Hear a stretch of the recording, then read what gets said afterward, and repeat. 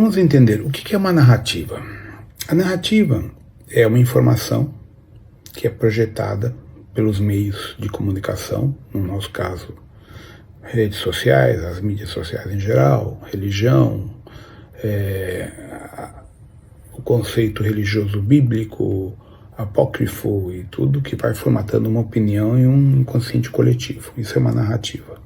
Então hoje as narrativas são plasmadas pelas redes sociais, pelos interesses dos dirigentes globais, e aí você vai tendo o que? Um padrão. Então, antigamente a narrativa era que o capitalismo era a única coisa boa, que o comunismo era uma desgraça, etc, etc. Então se fez uma lavagem cerebral na humanidade inteira, a mando dos Estados Unidos e dos seus correligionários, para difamar e todo mundo achar que quem era comunista era o capeta, certo? Depois isso foi mudando, e aí se criou a narrativa do abuso dos militares, do abuso da esquerda, que a saída era a esquerda, certo? E hoje a gente vê que os dois, na verdade, cometeram falhas ao administrar a estrutura mundial. Então, isso são narrativas. A mesma coisa quando a gente fala sobre toda a história fake que a igreja conta de um Jesus que não existiu, na forma como eles colocam. Quando você estuda para valer, você vai ver que uma grande parte da vida de Jesus é uma cópia da história de Dionísio e mais duas figuras públicas dos gregos, que a igreja fez uma miscelânea e aquilo se tornou verdade para quase todo mundo que é católico.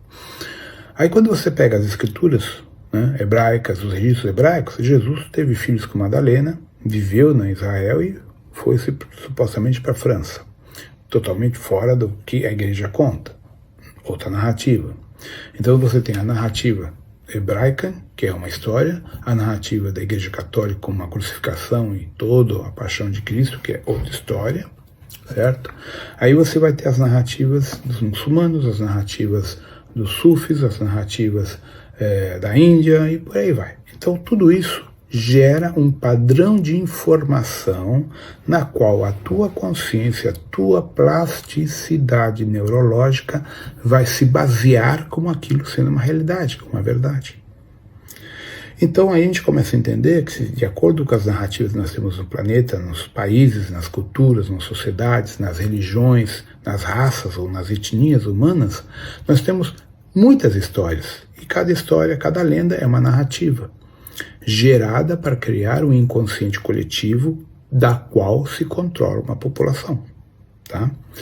Então, os dirigentes globais, os Anunnakis, os Chopats, os reptilianos, Greys, Zeta Retículos e outras espécies, eles controlam as narrativas através dos seus fantoches, que são os dirigentes globais, que por sua vez usam a BlackRock, Vanguard e todos a cadeia de comando deles para instalar o inconsciente coletivo da matrix de controle na Terra, controlando a informação, manipulando a informação e dessa forma gerando o controle.